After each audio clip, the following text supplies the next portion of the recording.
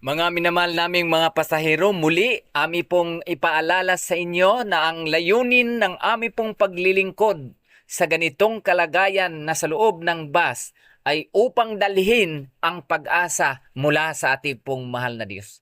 At ang pag-asang ito, mga kaibigan at mga kapatid, dito ipinapakita ng ating mahal na Diyos ang kanyang pag-ibig, pagmamahal, pagmamalasakit sa bawat isa sa atin.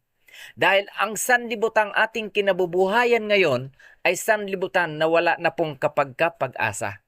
Ibig sabihin, mga kaibigan at mga kapatid, ang buhay natin sa sanlibutang ito ay nasa panganib na po. Na marami na pong namamatay na ang edad ay napakabata pa lamang po.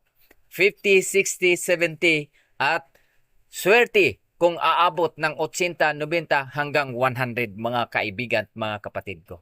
At ito ang nagpapatunay na tayo ay nasa panganib o mapanganib na panahon, mga kaibigan. At ito rin po ang sinabi ng banal na kasulatan sa sulat ni Apostol Timoteo.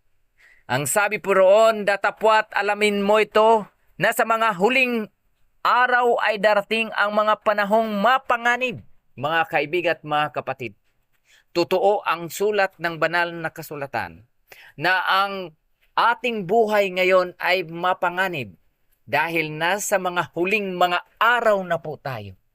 Kaya ang aming pong paglilingkod, mga kaibigan at mga kapatid ko, upang dalhin sa atin, sa inyong lahat, ang pag-asa na ito ay nais ng Diyos na inyong malaman, at kung inyong tanggapin, magkaroon po tayo ng tunay na kapayapaan sa ating pong mga buhay.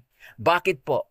Dahil sa panahon ng mapanganib, wala na pong kapayapaan sa ating mga kaisipan.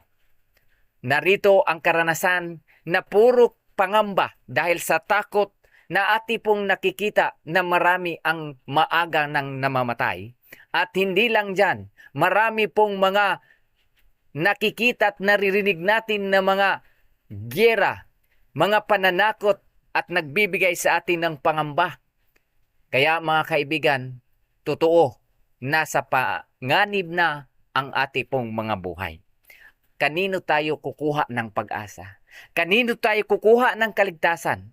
Mga kaibigan at mga kapatid, ang sabi po ng banal na kasulatan, wala pong ibang pangalan na ibinigay sa sanlibutang ito na sukat ikaliligtas ng mga tao, kundi ang pangalan ng ating Panginoong Jesucristo. Siya po ang ating pag-asa. Siya po ang ating kaligtasan. Siya po ang ating tunay na kapayapaan ng ating pong mga buhay. Kaya manumbalik po tayo sa ating pong mahal na Diyos.